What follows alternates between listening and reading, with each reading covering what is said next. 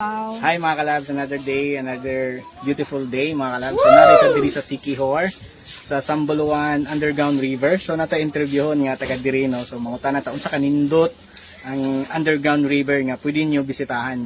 Kay kumbaga wala nakita na ko kay Nilo, wala pa kay ni siya na-expose sa mga social media nga site no.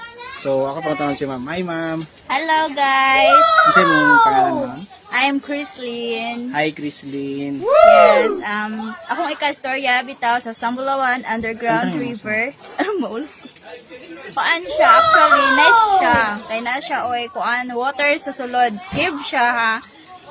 Kuan na expected na yun na siya nga ngit-ngit sa sulod. So, mag-sulod Ngit-ngit kayo sa sulod? Yes, ngit-ngit Walay siya. paningkit na to? Wala na. Wala mga halas, mga mga So far, wala na. dangerous sa mga makaharm sa tao. Wala. So safety siya. Yes, safety siya, sudlan. Mag-wear lang taog, life vest o flashlight.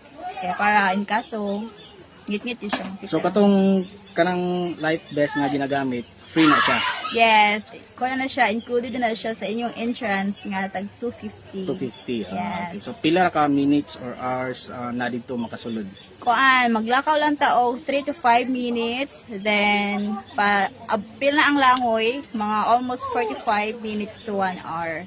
Basta, dagan ang mga pictures, video. So, safe ba akong cellphone na wala ko okay na may nani? Yes, safe na safe. Kay ang tour guide lang o magdala sa inyong cellphone. Only one cellphone rin daton sa Okay ra. Okay. Yes, Okay. ang guide lang. No worries sa cellphone. Okay, so kato lang mga kalabs no, gusto lang ako mapa niya. Nindot day kay sanan. So, thank you so much, ma'am. Yes, thank you. Like and share. Thank you. Bye-bye. Bye. Update mo niya pag nanatas sulod sa river, underground river mga kalabs. Unsa na gitawag mo jag Sambulawan? Kuan siya.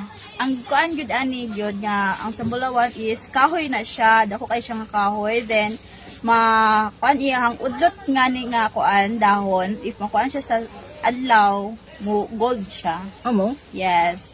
Pero karon wala ang kahoy kay nakuan siya sa Baguio. Mura pa to sa isa. Oh, maura gyud to usara, walay seedlings. Gipangita biya nila ang seedlings pero wala gyud siya nakita ang seedlings. Gay sara ra gyud to siya nga kahoy, dako siya nga kahoy. Kung mainitan siya, Oh, ang gold? udlot niya mo gold. yung udlot. Oo, mo nang ginatawag sa Bulawan.